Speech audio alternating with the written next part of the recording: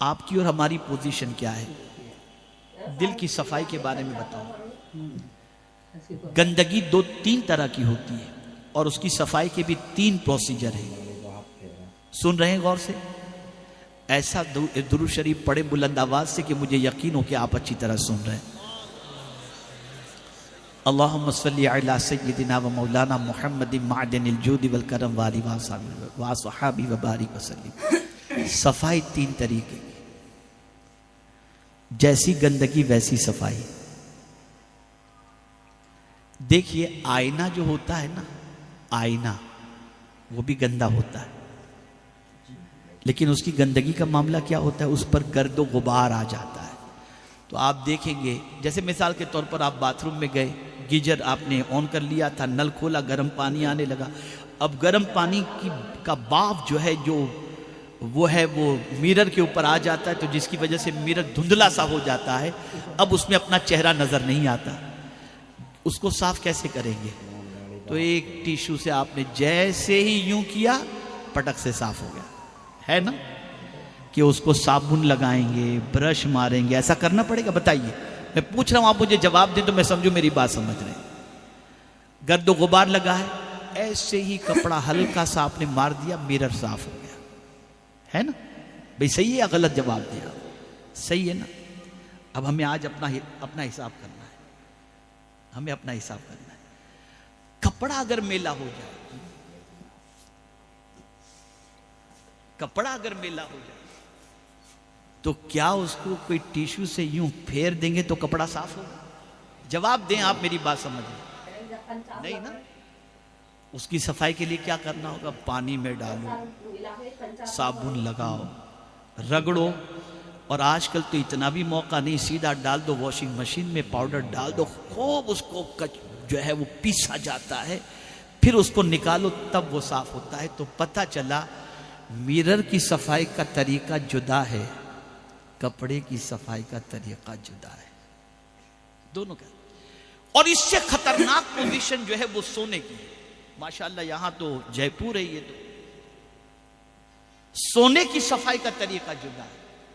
अगर गोल्ड को साफ करना है, उसके मैल कुचेल को निकालना है, तो वहां साबुन भी नहीं चलेगा, ब्रश भी नहीं चलेगा, उसे सुनार आग के अंदर डालता है और फिर आग में जलाकर उसके मेल को खत्म करता है, फिर वो सोना निकालता है, तब वो प्योर बनता है। पता चला 3 स्टेज हुए सफाई के, 3 स्टेज हुए। एक यूं ही टिश्यू से साफ, एक रगड़ करके साफ, एक जला करके साफ। मुसलमानों, हमारी पोजीशन जो है ना, वो टिश्यू वाली है ही नहीं, है ही नहीं।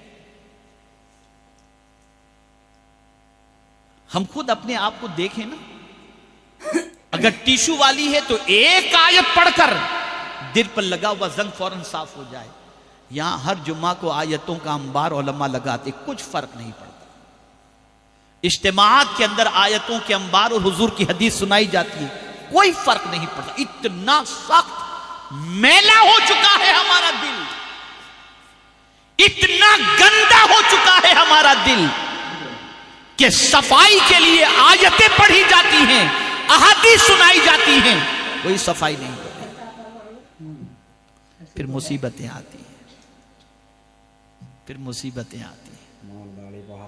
उसके जरिए अल्लाह रगड़ता है, साफ करता है अल्लाह। अब तुझे तकलीफ में डालते हैं, तो अब उस तरह से सफाई होती है। बाज लोग तो इतने जालिम होते हैं कि किसी हद तक ईमान का टिमटिमाता हुआ दिया तो उनके अंदर मौजूद होता है, लेकिन मुसीबतों में अल्लाह से करीब होने की बजाय सिगरेट शुरू कर देते हैं, पिक्चर देखना शुरू कर देते हैं, या फिर जो है वो ड्रग्स लेना शुरू कर देते हैं। नशे में हम टेंशन हल्का कर रहे हैं इस तरीके से, तो वो मुसीबतें भी उसको साफ नहीं कर पाती। और फिर जब वो मरते हैं तो ईमान चूंकि उनके अंदर होता है, तो परवरदिगार गुनाहों की वजह से उन्हें जहन्नम की आग में डालकर उनकी सफाई करता है। और फिर जब वो साफ हो जाते हैं तब वो ईमान की वजह से जहन्नम से निकाल कर अल्लाह अज़्ज़ व जल्ल उन्हें जन्नत में आखिर में दाखिल फरमाएगा। अब हमें देखना है कि हमें किस तरह से अपने दिल की सफाई करनी, हम कैसे हैं, हमारा दिल कैसा है। अगर कुरान की आयतों की बुनियाद पर अल्लाह के रसूल सल्लल्लाहु अलैहि वसल्लम के इरशाद को सुनने के बाद हमारा दिल कांपने लग जाए और हम गुनाहों से रिश्ता तोड़ दें और फौरन हम नेकी के रास्ते पर आ जाएं, तो समझ लो हमारा दिल गंदा जरूर है लेकिन आईने की तरह है कि थोड़ी सी बात आई और हम सुधर गए, सफाई हो गई। लेकिन अगर अल्लाह अज़्ज़ व जल्ल की बारगाह के अंदर मैले कपड़े की तरह हमारा दिल है और मुसीबतें आई और हम अल्लाह को याद करने की बजाय गुनाह के दरवाजे पर पहुंच गए, तो समझ लेना कि हमारी पोजीशन ये है कि गंदे कपड़े से भी खराब हमारा दिल है। लेकिन मुसीबतें आई, हमने रोना शुरू किया, अल्लाह से करीब हो गए, अल्लाह की इबादत में लग गए, गुनाहों से रिश्ता तोड़ दिया और मुसीबत को अल्लाह की तरफ से समझकर हम अल्लाह अज़्ज़ व जल्ल के कुर्ब की दौलत से माला माल होने के लिए तैयार हो गए, तो हमें समझ लेना चाहिए कि हमारा दिल कपड़े की तरह गंदा है। और अगर कुछ भी बदलते नहीं और ऐसे ही इस दुनिया से चले गए लेकिन खातिमा ईमान पर हुआ, तो फिर डर है कि अल्लाह जहन्नम की आग में डालकर वहां से पाक करके फिर हमें जन्नत में दाखिल फरमाएगा। अब हमारे ऊपर है, हमारे ऊपर है। देखिए ऐसा है कि यहां जितने बैठे हैं उसमें नाबालिग कम है, ज्यादातर बालिग है। बड़ा फर्क है नाबालिग और बालिग का। आप देखिए एक छोटा बच्चा अगर कुछ करता है ना तो बच्चा समझकर छोड़ दिया जाता है कि ये बच्चा है। तवज्जो चाहूंगा, छोटा बच्चा अगर कुछ करता है, ये छोटा बच्चा है बेचारा, छोड़ो, कहां इसकी बात पे तवज्जो देती। लेकिन यही काम अगर 15-16 साल का बच्चा करे तो आदमी कहता है शायद इसके माँ बाप ने इसकी तरबियत नहीं की, इतना बड़ा होकर भी इसको तमीज नहीं है अच्छे बुरे की।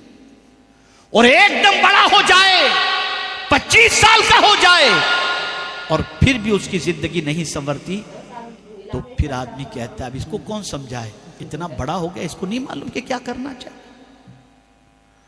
अब आपको देखना है, माँ बाप का मरहला गुजर चुका, अब आप करेंगे तो दुनिया आपको कहेगी इतना बड़ा होकर के तू नहीं सुधरा अभी तक। अब आपके ऊपर है कैसा आपको बनना है, किस तरीके का आपको बनना है, कैसी जिंदगी आपको बनानी है। यार दुनिया कहां से कहां निकल गई, आज हम कितने पीछे हैं। हमारा हाल देखिए, हमारी आदतें देखिए, हमारी कैफियत देखिए, हमारी पोजीशन देखिए। खुदा की कसम तन्हा ख्वाजा साहब ने इतने इंसानों को संवारा है जिसकी कोई इंतहा नहीं, तन्हा ख्वाजा साहब ने। इसलिए अपने आप को संवारो, मुबारकबाद के मुस्तहिक हो तुम कि ख्वाजा साहब के करीब रहने की अल्लाह ने तुम्हें तौफीक अता फरमाई है। बदलो अपने आप को, बदलो अपनी जिंदगी को।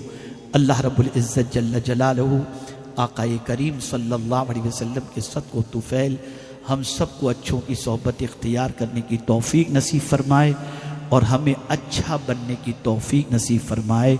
और आज के बाद इस तसव्वुर को जहन में रख लो कि गुनाह से रिश्ता ख़त्म। इस शेर को पेश करने वाले की अजमत पर, यक साअत, एक घड़ी, सोहबते बा औलिया, अल्लाह वालों की सोहबत एक घड़ी की, बेहतर अज सद साला ताअते बेरिया। बेरिया 100 साल की इबादत से बेहतर है। यानी देखिए नमाज की बात नहीं की गई, तवज्जो चाहूंगा, बेहतर असद साला नमाजे बेरिया नहीं, ताअत की बात की। यानी 100 साल तक प्योरिटी के साथ अगर कोई शख्स अल्लाह की बातों पर अमल करे, इससे बेहतर है कि एक लम्हे के लिए किसी अल्लाह के वली की सोहबत नसीब हो जाए। तो मैं कहता हूं जब एक लम्हे की अल्लाह के वली की सोहबत इख्तियार करने वाले का मकाम इतना ऊंचा हो सकता है, तो जो मुस्तफ़ा की सोहबत इख्तियार करे उस सहाबी का मकाम कितना अर्फ व आला होगा। ए रसूल आज़म सल्लल्लाहु अलैहि वसल्लम के दीवानों, इन चीज़ों का ख्याल करो। अस्सलामु अलैकुम व रहमतुल्लाहि तआला व बरकातहू। मैं यहाँ जी भैया के ऐलान, बैठ जाए, बैठ जाए। अभी मैंने फाइनल किया है थोड़ी देर पहले, यहाँ आने से पहले।